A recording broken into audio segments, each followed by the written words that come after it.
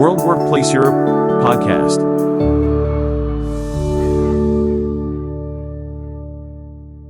Hi guys, good morning or even good afternoon now. So welcome to Workplace Europe. So we've got a chance to talk about facilities management and support services, which I think is really, really exciting for Compass Group. So the title for today's conversation is Compass and our support services. And I think before we kick off, Jacqueline, it'd be great if you could introduce yourself. Yeah, sure. Jacqueline from Beek. I'm a managing director for the Netherlands with Compass Group and with the company now for 3 years. Fantastic. David? And David Hogland. Yeah, I'm with Compass Group North America, delivering support services across the US.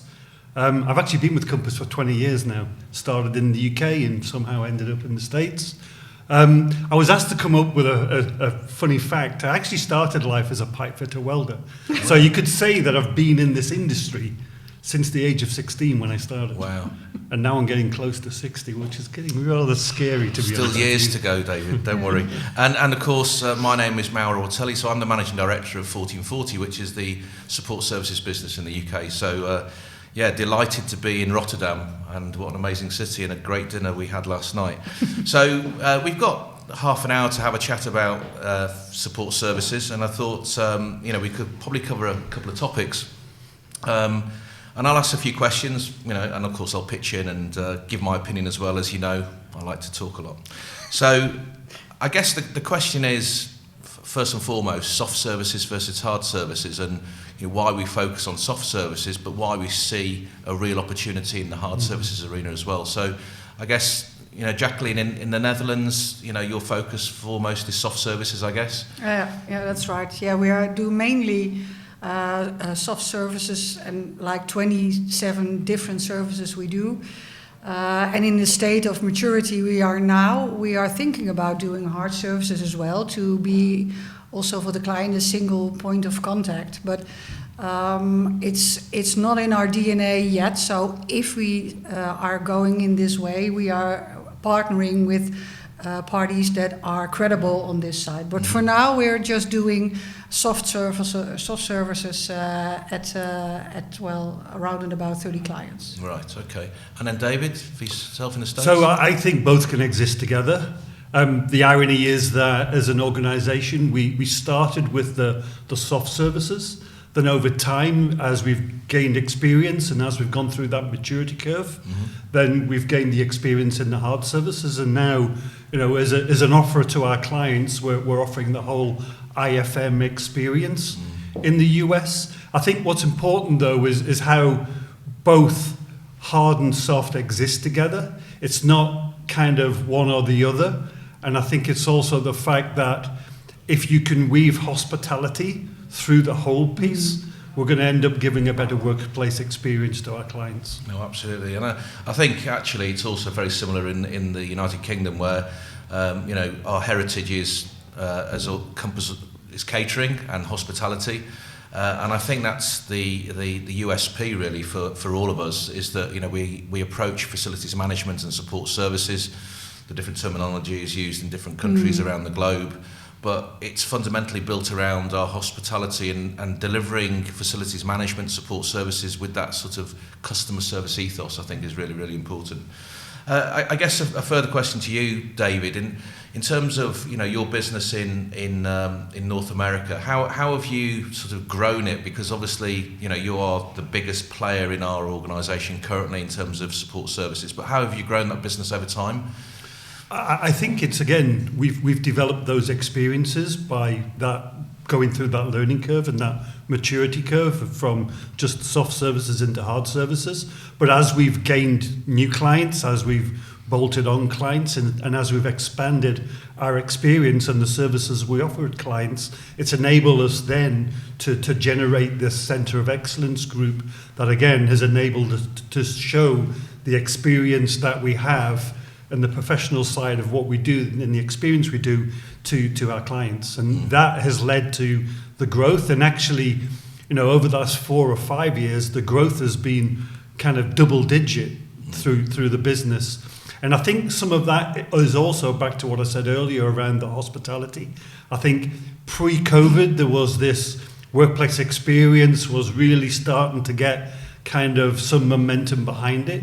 That all of a sudden COVID came and everybody went to work from home. And I was just in a session now where they were talking about, the whole return to office and how do we get back people into the office and how people are actually more productive at home and how can we get them as productive in the office.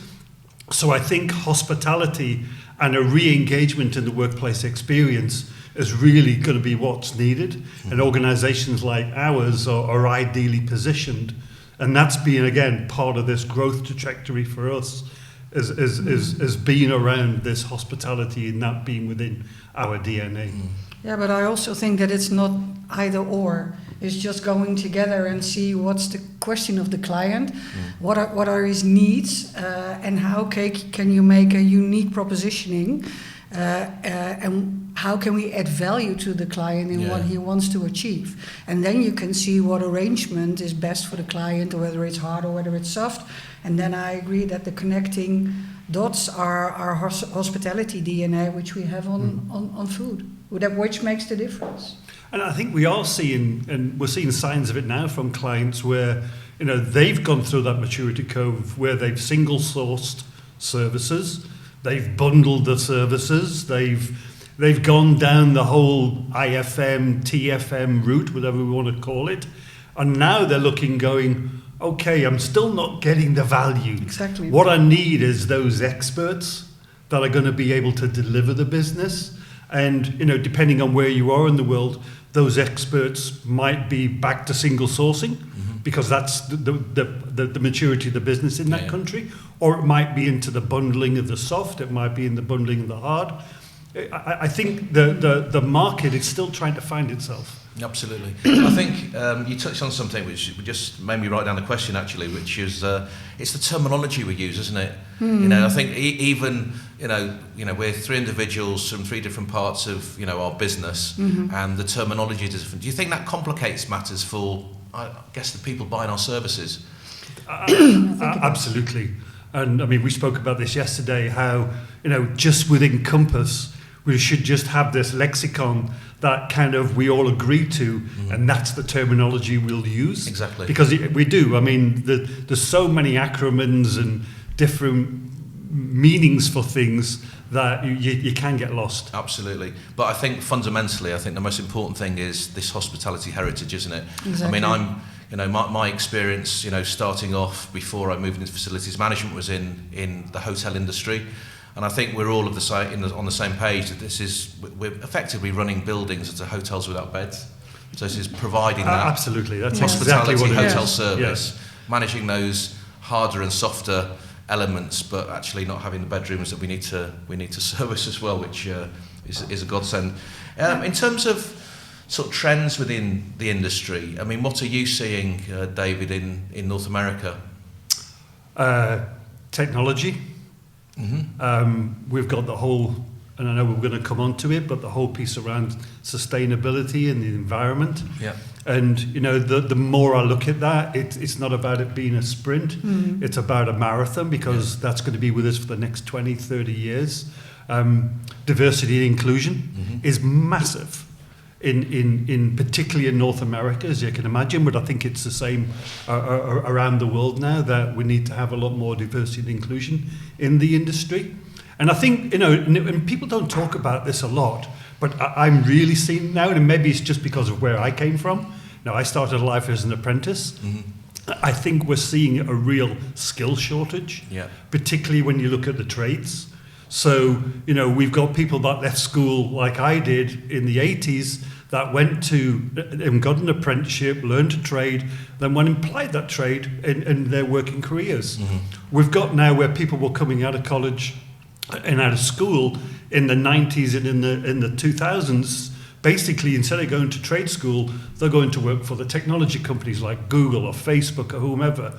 And now all of a sudden we've got a 20-year gap where those tradespeople are starting to retire, and there's nobody to fill the gap now. So, I mean, I was talking to actually my wife's parents at the weekend, because my father-in-law he's from a building background, And he was telling me that now bricklayers in London can earn up to £100,000 a year as a bricklayer. Yeah. I mean, you think about coming out of trade school and being able to go into a role like that. Yeah. And instead of going into a 30,000 technology job, Yeah. I mean, it's really becoming desirable, but you've got to go through the training. And for me, you know, we've got ESG, we've got D&I, but I do think there's a skills gap that's really going to be painful in the years to come. And then Jacqueline, how do you think support services plays out in your country? I mean, how is it considered as a service? Is it understood, do you think? Yeah, it's an understood business model, and I think due to COVID it even became more serious, because when COVID hit us and all caterers, then revenue dropped like amazing, and we all survived due to our services propositioning, because everything had to be cleansed and everything had to be more intensive than there before. So that really also was a shift within our own organization in the importance of facilities. And what you see as well is that data is getting even more important, because it's not only services, but how can you prove and what's the effect, and how does it add on in doing these services.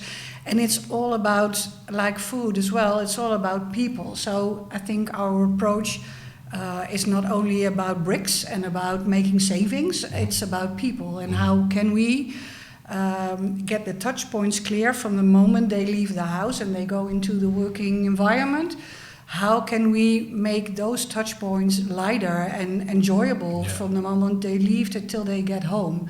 And I think also COVID helped in making this more important, in having the workplace as a second home, and a place that you can enjoy and be inspired. And by delivering food, but also delivering services, we can really make a difference there. Yeah, absolutely. And I think you touched on something that's really important. We are the glue. I think, you know, people that provide support services or facilities management to our clients are the glue that holds those businesses together, with a kind of silent service that's unseen in many aspects. I think following the pandemic, certainly in cleaning, we were expected to be more overt and upfront, so people saw what we were doing and people felt more secure. But to your point, you know, it is about all of those touch points through every minute of the day, which, and I didn't prep you for this, but leads me into a great little conversation about there being 1,440 minutes in a 24-hour period, hence why 1440 exists, because we touch everything every minute of the day for all of our people. And by all of our people, I mean both our customers and our clients and our own employees as well. In terms of, I guess we touched on trends, but you know, one of the big things that we're seeing certainly today at the conference is some robotics as well. I mean, what's your view? Do you have a particular view on robotics, David? I'm not going to ask you to give me a technical spiel on something. All right, I'm not going to do the robot dance either. Or the robot dance. But I mean, do you have a particular view on it? I mean, I know I do. I think there's a place, but I think also we're trying to overachieve with robotics. And you know, you can never replace that human touch. Exactly. You need to have, whether it's in the food service, whether it's in, you know, the other services we deliver, there's always going to be a need for that human experience. Again, we're hospitality. It's about interaction with people. Yeah. Robots don't interact with people in the same way as humans do. So I think there's a place for robotics, but I don't think we can become overly dependent on them. No, and I think, Jacqueline, you're on the real start of that journey, aren't you? So I won't ask you that question specifically. I know in the UK, a bit like yourself, David, you know, that there is a mindset that, you know, robots are the panacea that will fix my problems. I think, you know, the cost of that technology is probably still a little bit too high to be to really drive out lots of savings, but certainly to take away from the mundane tasks. And to add value to what the human being can do, the cleaning operative that's working, it'll certainly provide a benefit, you know. So those long corridors, those big logistics centres, you know, that big bit of kit can go up and down in a safe way, deliver some excellent cleaning, but actually then our individuals, our staff members, that are working for our clients can then add that added value. And I think we're all on that same page. We are a people-based organisation, so it is very much about people and planet, isn't it? And I also think it goes back to, post-pandemic, we still, as people return to the office, as people return to their work environment, and you touched on it, Mauro, I think there's this whole piece around now you have to be seen. So the building users seen touch points being cleaned regularly, taken care of.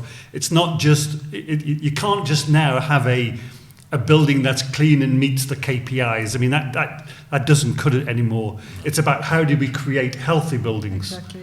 And that's what will also help drive people back to the office. And I don't think robots actually do that. No, but I also think that robots will never replace human beings. And we do have a scarcity of personnel for now in the Netherlands. So maybe it's an add-on with this scarcity and also it's like funny to have seen this blue leaded thing in the hallway, and that you can say, oh, we do innovation. Yeah. This is our robotic system. And you also have this Pepper, the reception robot, where you can log in. And when we look at the usage of it, people still go to the reception when there's a person over there because they like the human touch. They want the interaction. So it's a grade on, and if you move towards innovations, then there are also smaller improvements or innovations than just a cleaning machine. I think you're absolutely right. And if we think back to the opening address that we had this morning, a robot can't give you a high five and make you happy, can they? There you go. And start that day in the right way. And I just think that smile as you walk into a building is second to none. And I know that our Compass people deliver that. Exactly. I guess the huge topic that we're all aware of is this journey to net zero, which I think everyone believes is the right thing to focus on. Ultimately, we are responsible for what will happen to our children and our grandchildren, and in fact their children going forward. In terms of Compass North America, what sort of things are you doing in that sort of space? Well, I think it's everything, from utility management, whether that being electric, gas, water, whatever those are, how we can make better use of the resources we have, and how we can drive down utility usage on behalf of our clients. But I think the discussion's way bigger than that.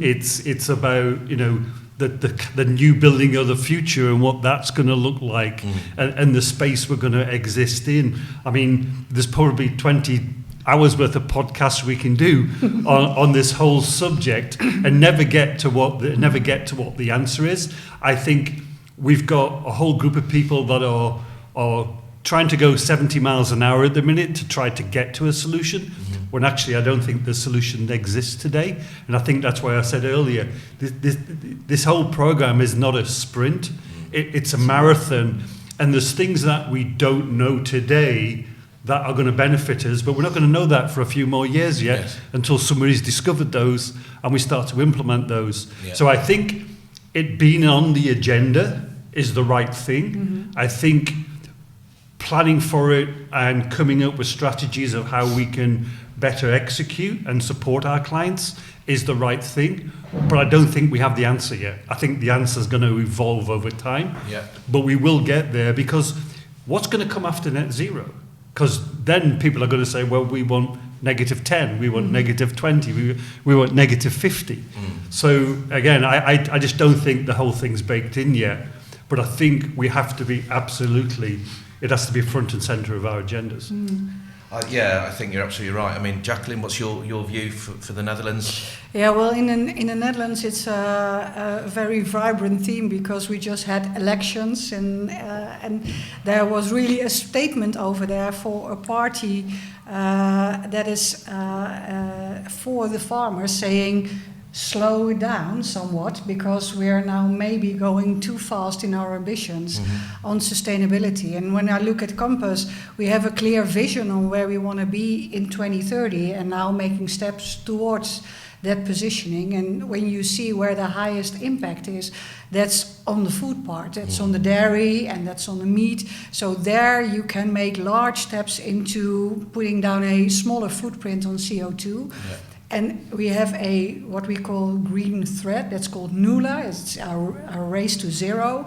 And this is our way of thinking and acting in everything what we do. That's also in FM, in the products we use, in the way we encounter our personnel and people, scarcity of personnel. Yeah. Just be very thoughtful of how you use the planet and how you encounter people. Working towards, but I agree with you, you can need more specific steps in towards where you want to go to land there. But again, on food, we can make much larger steps than on the FM part, but we need to be there as well. No, absolutely. And there needs to be a balance. And you brought up the farmers. It's not often that the Netherlands makes headline news in the US, exactly. But it has been lately, kind of thing with demonstrations that have been going on here. Yeah. And that's why there needs to be a balance. Yeah. It's not like you just can't throw the baby out with the bathwater. Exactly. You've got to kind of do over time, and you've got to create that balance. No, and also you got to seduce instead of say you can't anymore, because we all drive electrical now. All our colleagues have an electrical car. We work in a BREEAM certified building. So we are contributing, but it's a journey, and you can't do everything at once. No, so, I guess to summarise, certainly around net zero, it's a huge ambition. I think, as a Compass organisation, each of our countries is absolutely focused on it, and we recognise the importance of it, to the globe, but also to our clients. In the UK, it is science-based targets, so we're trying to set a target pre-pandemic, and then working to drive out our carbon emissions based on that target that we've set. But although it's a huge ambition, it's actually not a difficult conversation to have with clients, which I think is beautiful, because invariably, you can talk about many other topics and everyone has a different view. I think predominantly it's a view that everybody supports, that we need to drive out our carbon emissions because for the benefits of our planet and, as I said, our children going forward. Yeah. But even better, when you don't have a plan and an ambition on this, it's also a knockout in the bids we get. So you need to be there and make a difference. Otherwise, the clients won't select you because it's just a no-brainer. No, absolutely. I'd just like to probably ask you both one question before we close off. What's the one takeaway you'd like to get from the next couple of days, Jacqueline, from being at this event? Well, for me, I see that our clients and our markets is moving very rapidly, and everyone is searching for the ideal solution. And I haven't seen it yet, and I don't think I will find it here today. But I try to get more answers in, but what is it then? What are we shifting to? And what are the varieties that you can offer to have the best answer for the question of our guests and our clients? Because I don't think it is one. And we do have some solutions within Compass. But to get inspired with things I haven't thought about yet, and I can put into practice from next week. Fantastic. And David? For me, it's just having that connectivity with the people. I think that we talked about that. That was the pre-opening address this morning. It was about we're here together. I was really fortunate that I went to IFMA in Nashville, and that was just the same. The enjoyment of people being back together was palpable. It really did. That's what made the conference. And I think here, even though there's only 300 plus here, I think it's just those people coming together and being able to have those conversations face to face. Absolutely. That's the bit that I'm enjoying. I'm enjoying the most. Yeah, I think you've hit the nail on the head, both of you. I mean, people by people.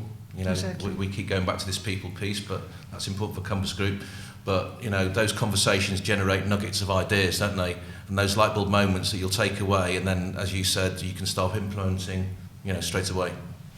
I guess, without further ado, I'd like to say thank you so much for joining me on the podcast today.